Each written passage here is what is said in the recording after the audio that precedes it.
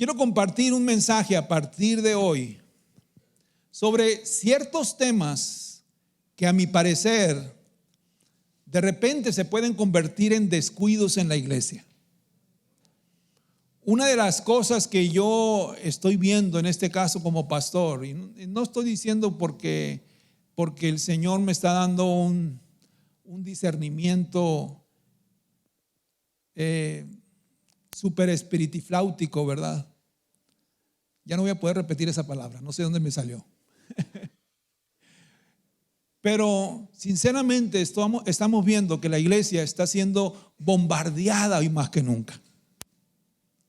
Y lo compartía yo el jueves en la clase, durante la clase, de que uno de los blancos de Satanás, uno de los blancos fijos del enemigo siempre ha sido la iglesia. Desde el principio de la historia, la iglesia ha sido el blanco de Satanás para destruirla. Y la hizo de diferentes maneras. Habiendo persecución, ustedes recuerdan que los cristianos eran aventados a los circos romanos para que fueran destrozados por los leones, ¿verdad? Simplemente por tener su fe en Cristo Jesús. Entonces, desde el principio la iglesia ha sido perseguida. Pero si ustedes se han dado cuenta, 2000 años después, no ha sido vencida. Amén. Pero tenemos un desafío: seguir adelante dentro del plan que el Señor ha puesto para su iglesia, dentro del propósito que el Señor ha puesto en su iglesia. Porque también una de las cosas que Satanás está haciendo de una manera muy táctica, muy sutil, muy sigilosa, es que si no la ha podido destruir, por lo menos la está tratando de desviar del propósito. Y tenemos que tener mucho cuidado, porque podemos sentirnos la iglesia de Jesucristo. Podemos sentirnos la iglesia militante, la iglesia victoriosa. Pero si verdaderamente no estamos cumpliendo el propósito de Dios, podemos estar nosotros confundidos y engañados. Y estos temas que yo quiero compartir al día de hoy no es una serie. Solamente le estoy pidiendo al Espíritu Santo que me guíe precisamente a tocar estos temas que a mi ver son temas que la iglesia necesita estar alerta. Amén. Si tú vieras a un familiar o a un amigo que va conduciendo su auto directo a un precipicio o a un barranco, ¿acaso no buscarías la manera de alertarlo para que cambie de dirección? Yo creo que sí. Mientras no sea tu suegra, yo creo que sí. No es cierto. Creo que eso sería lo más prudente, ¿verdad? De parte nuestra. Hay un tema que pocos queremos oír, pero es tan real como este mismo momento que estamos viviendo.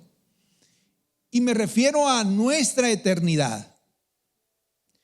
Y aunque muchos de nosotros de pronto pareciera que nos encontramos dormidos ante esta realidad por nuestra manera de vivir, esta es una gran verdad que deben de saber todas las personas. ¿En dónde pasarán su eternidad? Algunos han tratado de buscar otras respuestas, pero solamente hay dos lugares. Aunque tú creas otros mitos, ¿verdad? Que hay un limbo, que hay un lugar intermedio, que hay un lugar donde van a descansar las almas. La verdad es que bíblicamente hablando solamente hay dos lugares. Y ese es el tema que yo quiero compartirte el día de hoy: cielo o infierno.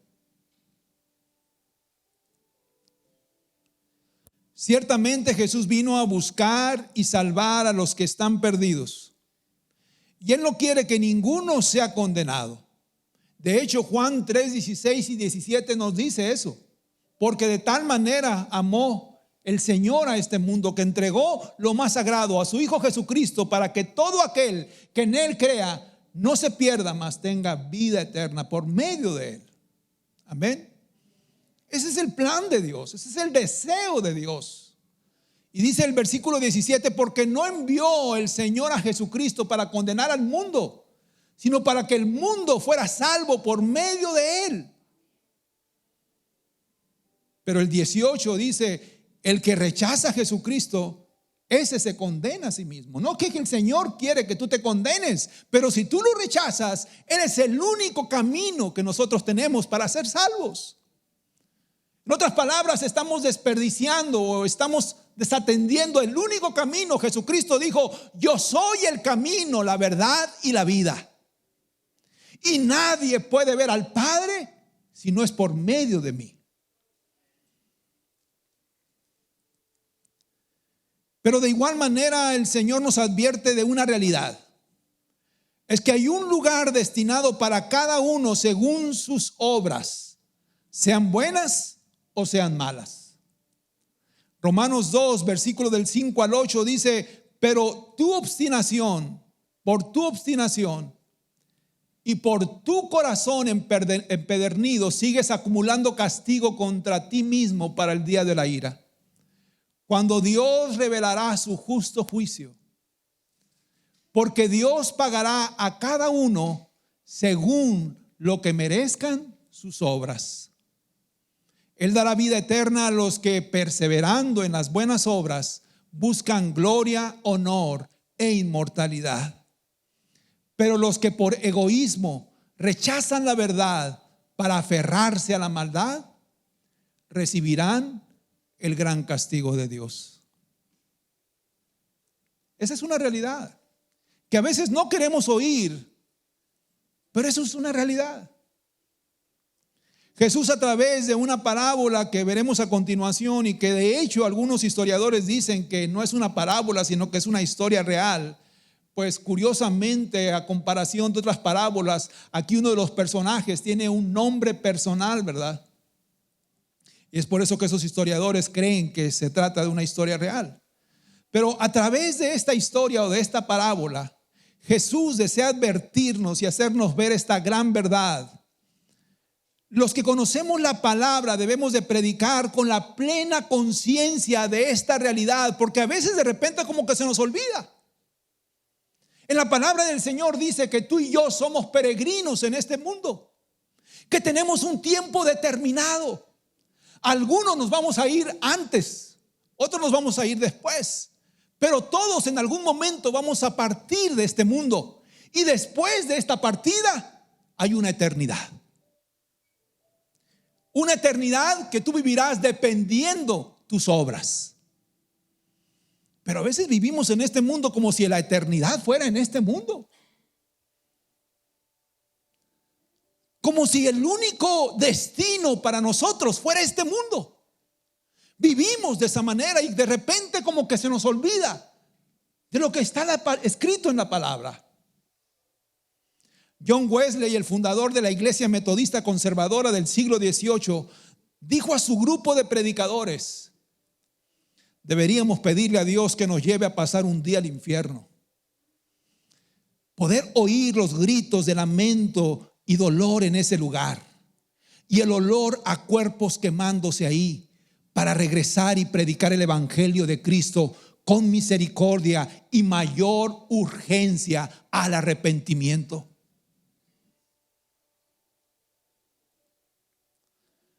Cualquier púlpito que trata de ignorar esto, predicando solamente tu mejor vida aquí y ahora, se convierte en un púlpito superficial.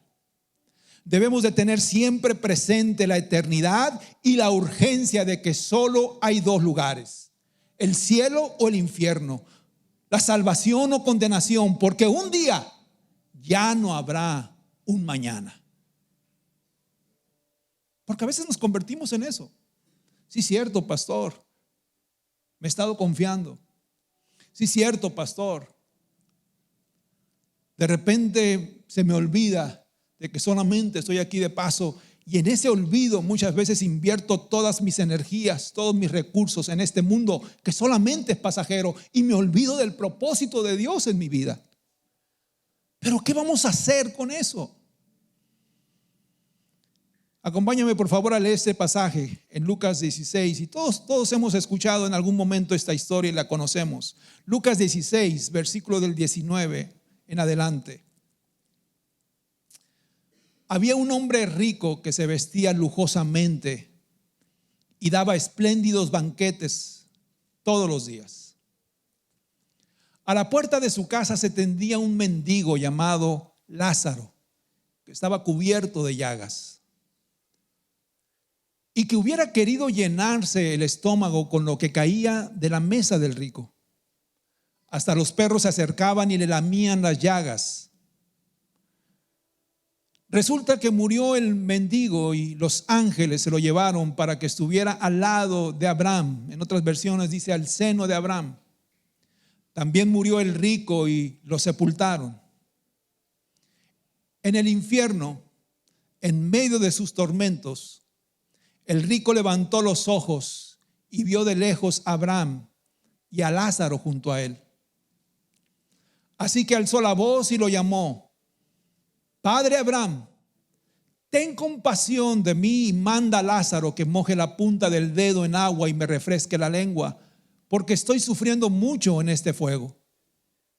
Pero Abraham le contestó: Hijo, recuerda que durante tu vida te fue muy bien, mientras que a Lázaro le fue muy mal. Pero ahora a él le toca recibir consuelo aquí y a ti sufrir terriblemente. Además de eso, hay un gran abismo entre nosotros y ustedes, de modo que los que quieren pasar de aquí para allá no pueden, ni tampoco pueden los de allá para acá. Él respondió: entonces te ruego, Padre, que mandes a Lázaro a la casa de mi padre, para que advierta a mis 5 hermanos y no vengan ellos también a este lugar de tormento.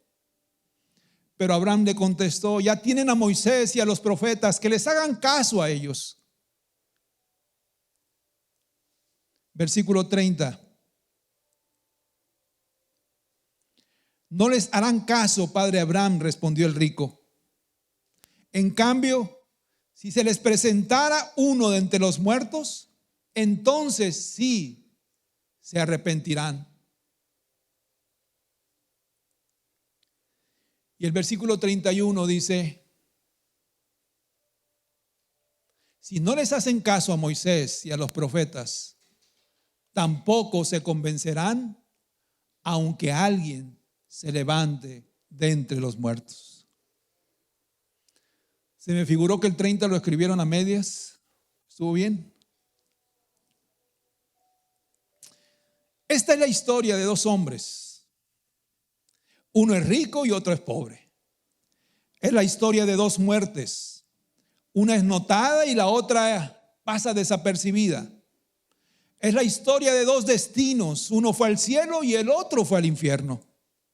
El punto de la parábola es mostrarnos que no importa quién hayamos sido nosotros aquí en este mundo, si al final tuvimos un mal enfoque del cuidado eterno, lo que recibamos por ello será irrevocable. Ya no podemos cambiar ninguna situación una vez que nosotros partamos de este mundo. Y me gustaría desglosar algunos versículos precisamente para que nos dejen una enseñanza el día de hoy. Dice el versículo 19 que leímos, que había un hombre rico que se vestía con púrpura y lino fino y daba espléndidos banquetes todos los días. A la luz de este versículo podemos deducir que este hombre rico era alguien despreocupado de todo. No tenía pendientes como algunos de nosotros tenemos, ¿verdad?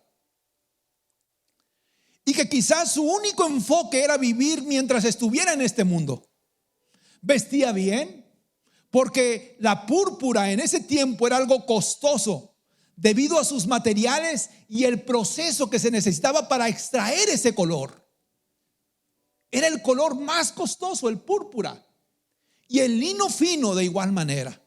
En otras palabras, le gustaba vestir bien, le gustaba la ropa de marca, que realmente se dieran cuenta de que él era una persona rica. Así que no solamente eso, sino también llevaba una vida social muy activa. Dice ese mismo versículo que ofrecía espléndidos banquetes todos los días. Wow. Y déjame decirte algo. El vestir bien y ser un excelente anfitrión en sí no es algo malo. ¿A quién le gusta vestir bien aquí? No me levante la mano. Yo creo que a muchos les gusta vestir bien. A ver, sinceramente, a mí no me gusta andarme fijando en marcas. Me molesta eso. Si me gusta una prenda y me siento cómodo, aunque sea marca Patito, ¿qué le hace? Porque yo siento que el fijarse en marcas simplemente es enriquecer a alguien que simplemente pegó, ¿verdad? Y qué bueno. Bueno, pues si a usted le gustan las marcas, qué bueno, Dios lo bendiga.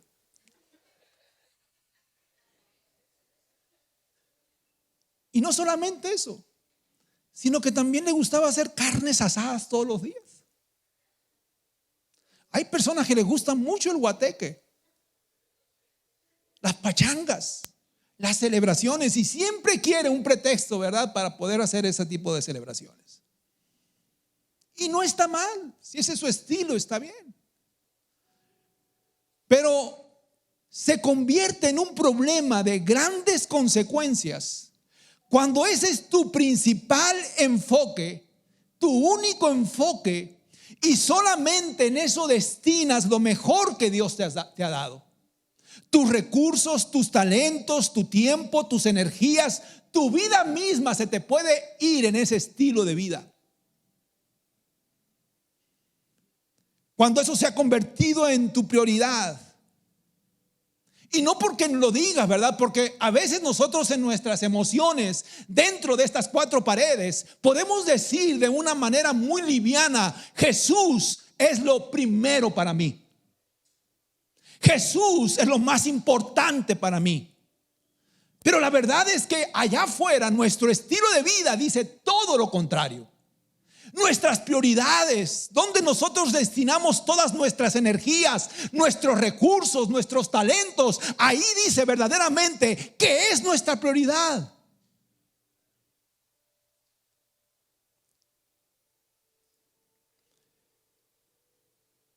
Déjame darte un consejo que no estaba aquí, pero entre paréntesis. El ser social está bien. Si ese es tu estilo, está bien. No me malinterpretes. Yo no estoy diciendo: ay, el pastor, ¿por qué se mete en mi vida privada? Haz de tu vida un papalote.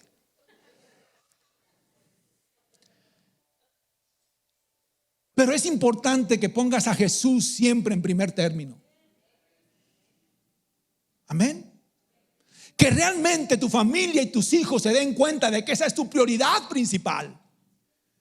Que aún te queda tiempo para poder hacer banquetes diariamente, espléndidos banquetes. Si aún te quedan recursos también para gastártelo en ropas de marca. Pero de todos modos tú le muestras a los demás que tu principal prioridad es Jesucristo y te mantienes fiel y firme en esa prioridad. ¡Qué bueno! Pero se convierte en un problema cuando después nosotros, de llevar esa vida tan terrenal, ya no tenemos tiempo para Dios. Ya no tenemos energías para servir a Dios. Ya no está en nuestra agenda un deseo de realmente de hacer las cosas como Dios quiere que lo hagamos. Y a veces al Señor le entregamos nuestro cansancio solamente. Ay, es que yo hago banquetes diarios. Y le entregamos al Señor nuestra fidelidad a medias. Es que tengo que pagar la Coppel. Toda la ropa que saqué fiada de marca. Y le tengo que robar a Dios. Ay, amén. Le tengo que robar a Dios. Porque me tengo que completar mis lujos. Ay, amén. Tenemos que tener cuidado de eso.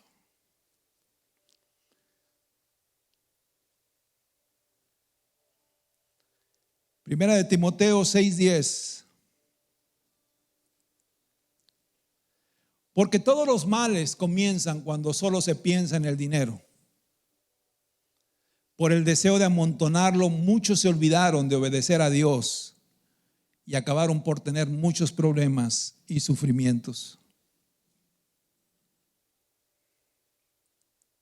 El dinero en sí no es el problema.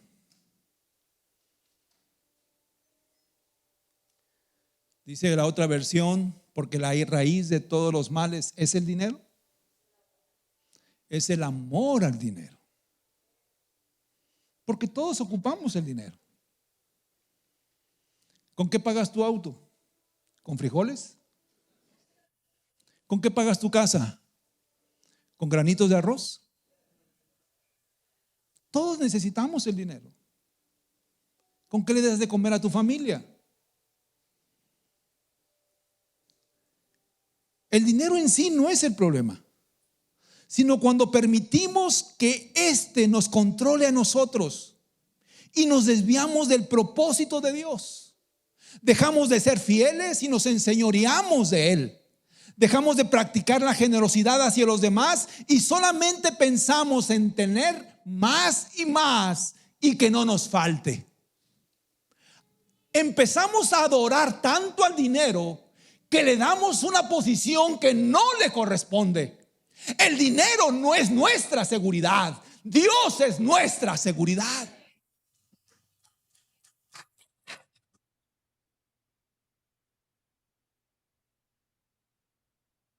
Y déjame decirte algo, la avaricia es un problema del corazón y lo puede tener tanto un hombre rico como un hombre pobre. Un hombre pobre puede ser avaro, puede ser ambicioso, puede ser mezquino, como de igual manera un hombre rico.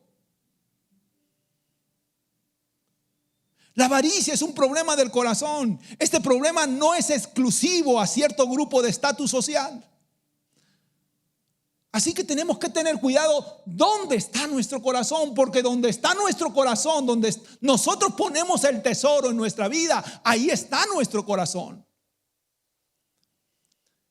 También podemos ver, según lo que nos deja ver el versículo 24, que este hombre se consideraba un hombre religioso, porque cuando él pereció y se fue de este mundo, se consideraba un hijo de Abraham, ¿verdad? Padre Abraham, dijo. Y Abraham era considerado el padre de la fe, el padre de los israelitas. Sentirse parte de la bendición de lo que significaba ser de la simiente de Abraham no era cualquier cosa. Lo cual nos hace pensar que quizás también este hombre rico iba a la sinagoga a escuchar la enseñanza de la ley y que contribuía con cierta ayuda a los líderes religiosos para las obras que se realizaban. Vivía una vida religiosa. Sin embargo, el descuido nos puede pasar a todos. Y aunque él quizás sabía cómo debía vivir ante Dios, las cosas de este mundo lo atraparon. Tiene lealtades divididas, es religioso externamente, pero internamente está comprometido con el dinero y las riquezas de este mundo. Y eso lo lleva a descuidar su eternidad. Y ahí es donde tenemos que tener cuidado. Dice unos versículos antes de este pasaje, no podemos servir a dos señores. No podemos servir a dos señores, porque en algún momento vamos nosotros a quedar mal con alguno. Los siguientes versículos nos describen al otro personaje, alguien totalmente opuesto al primero. Lucas 16, del 20 al 21 dice: a la puerta de su casa, de ese hombre rico, se tendía un mendigo llamado Lázaro, el cual estaba cubierto de llagas, y que hubiera querido llenarse el estómago con lo que caía de la mesa del rico. Es más, estaba tan deplorable su situación que hasta los perros se acercaban y le lamían las llagas. ¿Te imaginas tú ver esa escena tan triste? Podemos ver que este hombre no puede satisfacer sus propias necesidades. Él depende de los demás. Incluso no se puede mover por sí mismo. Dice la historia que iban a dejarlo a la puerta de ese hombre rico a pedir limosna. Y además su cuerpo estaba pasando por una enfermedad de la piel. Estaba lleno de llagas. Una enfermedad la cual quizás le causaba mucho dolor e incomodidad. inmediatamente me confiscan ese celular, por favor, ustedes anfitriones. Y lo vamos a subastar el siguiente domingo. Lo único que él podía hacer era suplicar ayuda a los demás para alimentarse. Dice el pasaje que él añoraba llenarse el estómago con las sobras de la mesa del hombre rico. Yo no sé si alguna vez en tu niñez te dormiste con el estómago vacío.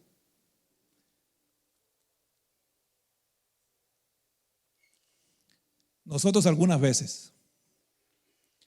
Si nunca te dormiste con el estómago vacío es porque no eres hijo de pastor. Pero la verdad es que hubo momentos difíciles en el ministerio de mis padres donde lo único que veíamos cuando viéramos el refrigerador era un limoncito que se paseaba por todo el lugar.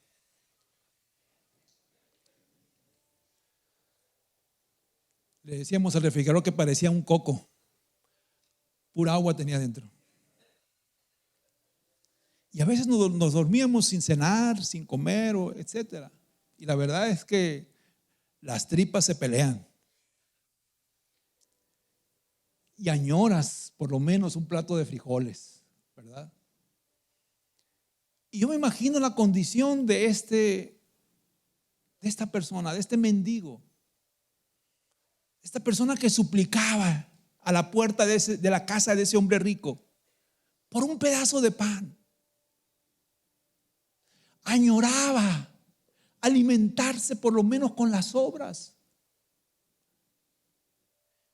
Además dice que su cuerpo estaba lleno de llagas.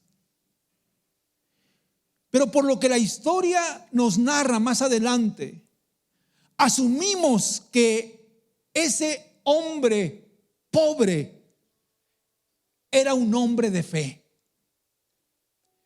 Era un hombre de buen corazón. A pesar de la situación en que se encontraba físicamente, a pesar de la situación en que se encontraba socialmente hablando, quizás un hombre desechado por la sociedad, marginado por la sociedad, con una condición deplorable, con una enfermedad física lamentable, pero a pesar de eso, por lo que nos sigue narrando la historia, era un hombre justo delante de Dios. Era un hombre de fe. Era un hombre de buen corazón. Un creyente firme. Él quizás le pedía a Dios todos los días que le ayudara. Y entendía que solamente la gracia de Él lo podía ayudar todos los días. Su esperanza no estaba en este mundo, sino lo que Él recibiría después de que partiera de este mundo. Su recompensa no era en este mundo. Porque las circunstancias y las condiciones en las que él estaba viviendo podían desanimarlo, ¿verdad? Podían quitarle el gozo. Podían interferir en una esperanza viva que él tenía. Pero él no permitía que las circunstancias que le había tocado vivir en ese tiempo le quitaran el gozo que solamente nuestra salvación nos puede dar.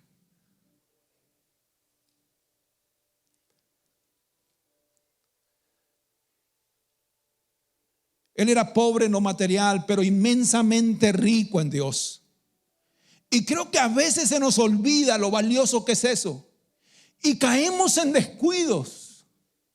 A veces nuestro énfasis principal es: Señor, yo quiero esto, y después de esto, y me voy a esforzar por tener esto, y voy a seguirme desarrollando, y me voy a seguir preparando para alcanzar esto, y después esto, y después esto. Inconscientemente nos estamos nosotros descuidando y olvidando de que lo más rico y valioso que tú y yo tenemos es a Dios en nuestras vidas. Si nosotros tenemos a Dios, tenemos todo. Y si nosotros perdemos a Dios, perdemos todo.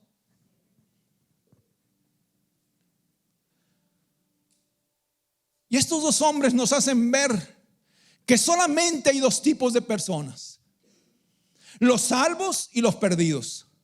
los que son ricos en una relación con Dios y los que viven en una pobreza espiritual. Nos muestra la verdad del trigo y la cizaña, de las ovejas que fueron puestas a la derecha y a los cabritos a la izquierda. Nos muestra de los que quisieron caminar por el camino angosto y por el camino ancho. Y también nos deja ver que no todos queremos oír la voz de Dios. Y la historia nos sigue narrando que a pesar de ser personas que vivieron de una forma tan diferente en este mundo, los dos experimentan una realidad que es igual para todos, y es la muerte. Seas millonario, seas pobre, seas rico, seas inteligente, seas sabio en tu propia opinión, seas una persona preparada, al final todos vamos a experimentar lo mismo, que es la muerte. Y eso es algo que tú y yo lo vamos a experimentar a menos que el Señor venga antes. Vamos a experimentar de un momento a otro eso, todos moriremos. Algunos ricos, otros pobres, algunos casados, otros solteros, unos viejos y otros más jóvenes. Unos moriremos enfermos y otros quizás aún estando saludables. Algunos feos, otros guapos.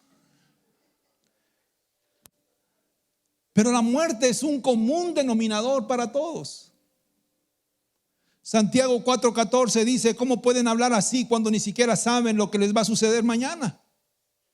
Su vida es como la niebla, aparece un poco de tiempo y luego desaparece. Así es la vida. Pero a veces nos aferramos tanto a ella que no queremos ni siquiera partir de este mundo. Mira, a los que están en Cristo, aún la misma muerte puede significar paz. Puede significar celebración, ¿verdad? Porque sabemos a dónde vamos. Pero los que no estamos en Cristo puede significar un tormento la muerte, una incertidumbre la muerte. Y a veces nos aferramos a la vida como gatos boca arriba, precisamente por esa incertidumbre. Y la historia nos dice que una vez que ellos mueren, inmediatamente son puestos en lugares diferentes. Es ahí en donde cada uno de ellos recibe su recompensa, una vida entregada a Dios o la consecuencia de cerrar su corazón y no escuchar su voz. Dice el versículo 22 y 23 de ese mismo capítulo de Lucas 16: sucedió que murió el pobre y fue llevado por los ángeles al seno de Abraham, y murió también el rico y fue sepultado en el Hades. Eso es el infierno o el Seol, como tú le quieras llamar. El rico alzó sus ojos estando en tormentos y vio a Abraham a lo lejos y a Lázaro en su seno. Y ahí nuevamente vemos una total diferencia entre estos dos personajes. Uno al morir es tomado por los mismos ángeles para ser llevado al seno de Abraham, mientras que el otro simplemente experimenta quizás trágicamente una muerte. Uno es llevado a un lugar de tormento. Esto significa un lugar donde sufriría un dolor continuo.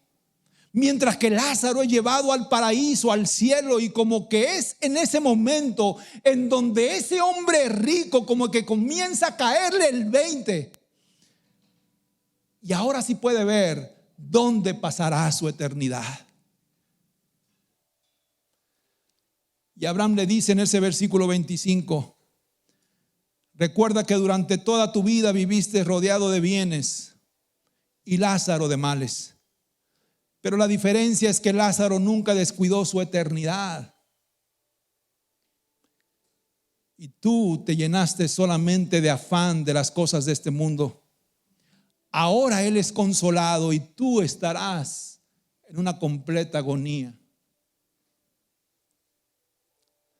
Déjame decirte algo solamente para aclarar. Que debemos de tener una motivación centrada y consciente del por qué acercarnos a Dios y escuchar su voz. Que no sea por miedo al infierno, sino porque reconocemos su sacrificio, de que Él estuvo dispuesto a morir por nosotros y perdonar nuestra deuda a causa del pecado. Y esta muestra de amor incondicional hacia nuestra vida nos llevará a amar a Dios y servirle y rendirnos a Él de todo corazón. Colosenses 3, versículo del 2 al 3 dice: piensen en las cosas del cielo, no en las de la tierra, pues ustedes han muerto a esta vida y su verdadera vida está escondida con Cristo en Dios.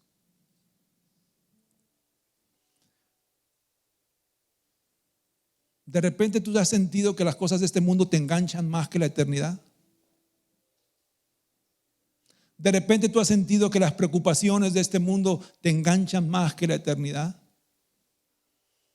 Que los afanes, que la búsqueda quizás de una mejor vida hoy te enganchan más que una eternidad con Cristo. Tenemos que tener mucho cuidado.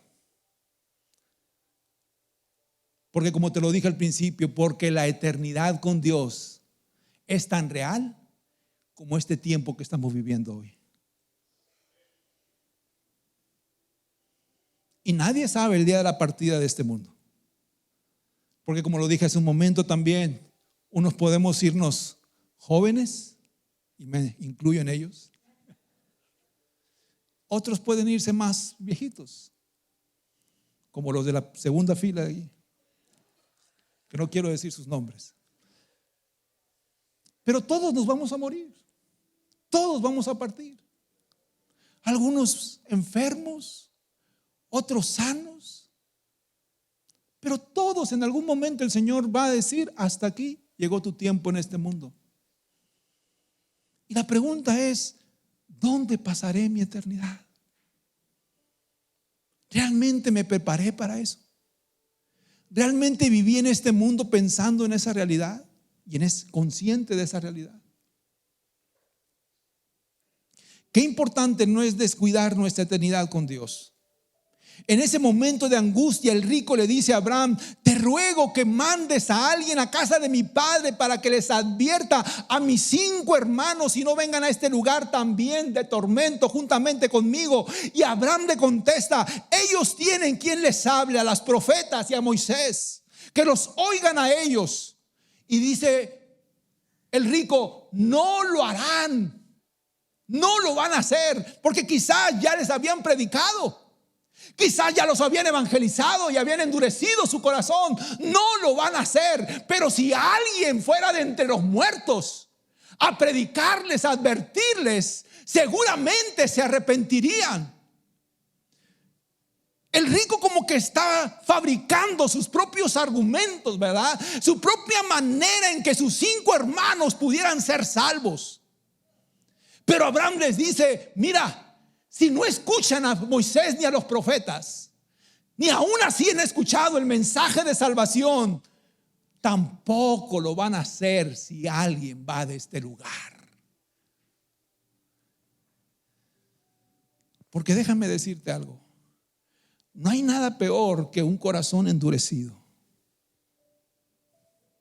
No hay nada peor que una conciencia cauterizada, muerta espiritualmente. Porque cuando estamos nosotros en esa condición y nos aferramos a vivir de esa manera,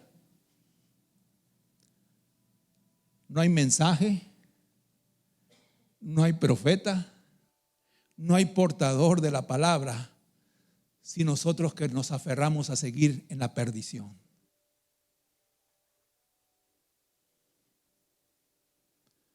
Tenemos que despertar. Tenemos que despertar. ¿Y sabes qué es lo único que nos despierta? El Espíritu Santo. Si tú quieres que tu familia sea salva, no va a ser salva por tus palabras. No va a ser salva porque tú ahora manejas quizás el léxico bíblico mejor que antes. No va a ser salva por eso. Va a ser salva porque tú estás pidiéndole al Espíritu Santo que esta palabra que tú les compartes haga el efecto que debe de hacer en ellos.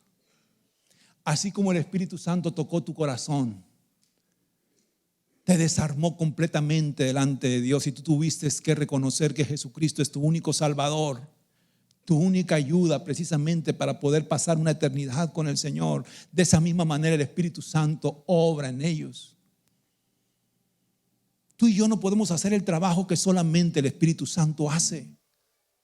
Esa es la obra del Espíritu Santo, que cambia corazones, que transforma pensamientos, que desarma al pecador y que lo hace reconocer que necesita arrepentirse de su condición y entregarse completamente a Dios. Solamente el Espíritu Santo puede hacer eso.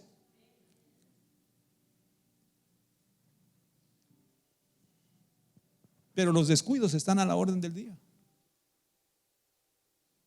Tú y yo podemos descuidarnos. Tú y yo podemos vivir tan aferrados a este mundo que inconscientemente nos descuidamos de vivir una vida piadosa delante de Dios. El rico comprendió que ya no había esperanza para él, por lo que solicita que se le pueda ayudar a los hermanos, lo cual es una petición muy noble y aceptable. Sin embargo, Dios ha provisto los medios para que la gente pueda ser salva, y ese es el mensaje del Evangelio. La ruina de este hombre rico fue poner su amor y su confianza en las cosas de este mundo y hacer a un lado a Dios. Y tenemos que tener cuidado de no buscar una revelación diferente o especial o por otros medios. Solamente la palabra de Dios puede alimentar nuestra alma. Solamente el Espíritu Santo puede traer claridad a nuestra vida y dirección muchas veces a un pensamiento entenebrecido a causa del pecado. Solamente el Espíritu Santo puede sacarnos de la oscuridad de las tinieblas.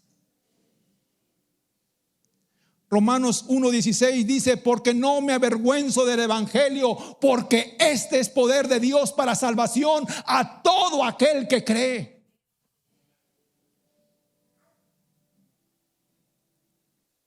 Hoy quiero decirte que no es casualidad que hoy estés escuchando este mensaje de urgencia y de advertencia, por lo que es importante reaccionar. A mí no me gusta usar frases sensacionalistas, pero unas cosas que yo sí creo sinceramente es que el tiempo de la venida del Señor está más cerca que nunca. Y la palabra nos advierte que la venida del Señor será como los días de Noé. Que muchos de nosotros estaremos descuidados. Que muchos de nosotros estaremos ocupados haciendo otras cosas, menos ocupándonos en la voluntad y el propósito de Dios para ti y para mí. Así será la venida del Señor como en los días de Noé. Que nadie le creyó que ya venía, ¿verdad? Un diluvio. Nadie le hizo caso, todos lo tomaron por loco hasta que comenzó el diluvio. Y es ahí donde reaccionaron y fueron al arca y tocaron, pero la puerta ya se había cerrado. Mi pregunta es: ¿por qué tiene que suceder eso? ¿Por qué tenemos que llegar hasta ese punto para reaccionar? Cuando ya no haya más tiempo. Cuando ya no haya quizás algo que hacer. El tiempo es hoy. El tiempo preciso para la salvación es hoy. No es mañana, es hoy. Dice Hebreos 3:12. Hermanos, cuiden de que no haya entre ustedes ningún corazón pecaminoso e incrédulo. Porque muchas veces nosotros dudamos, ¿verdad?, de que el Señor venga ya. No, el Señor tarda. No. ¿Sabes por qué no ha venido el Señor? Porque Él no quiere que nadie se pierda y todos procedan al arrepentimiento. Pero tampoco endurezcas tu corazón y sé sensible a la voz de Dios. Que no haya entre ustedes ningún corazón pecaminoso e incrédulo que los lleve a apartarse del Dios vivo. Más bien anímense unos a otros día tras día, mientras se diga hoy, para que el engaño del pecado no endurezca a nadie. Nosotros hemos llegado a participar de Cristo siempre y cuando retengamos firme hasta el fin la confianza que tuvimos al principio. Y con esto termino.